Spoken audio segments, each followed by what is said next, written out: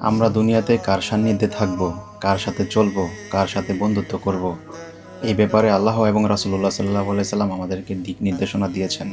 শুধু তাই নয়, সাহাবায়ে কেরামও আমাদেরকে এই বিষয়ে অমূল্য নসিহত করে গেছেন। রাসূলুল্লাহ সাল্লাল্লাহু আলাইহি সাল্লামের একজন সাহাবী ছিলেন আবু আদ-দারদা রাদিয়াল্লাহু আনহু। তিনি বলেন, তুমি যদি এমন একজন মানুষের সাক্ষাৎ পাও যে কথা কম বলে এবং দুনিয়ার প্রতি যার আসক্তি খুবই কম, তবে জেনে রাখো আল্লাহ তাআলা তাকে হিকমা এবং প্রজ্ঞা দান করেছেন এবং তোমরা তার সান্নিধ্যে থাকো। একবার চিন্তা করে দেখুন, আজ আমরা কাদের সাথে সময় কাটাচ্ছি, কাদের কথা শুনে আমাদের হৃদয় বদলাচ্ছে, কাদের সাথে চলতে চলতে আমরা আমাদের আখিরাত ভুলে যাচ্ছি। আমাদের উচিত এমন মানুষের কাছে থাকা যে কথা কম বলে, যার হৃদয় দুনিয়ার মোহে ডুবে নেই, যাদের জীবনে আছে আল্লাহভীতি, হিকমা, নরম হৃদয় আর আখিরাতের চিন্তা।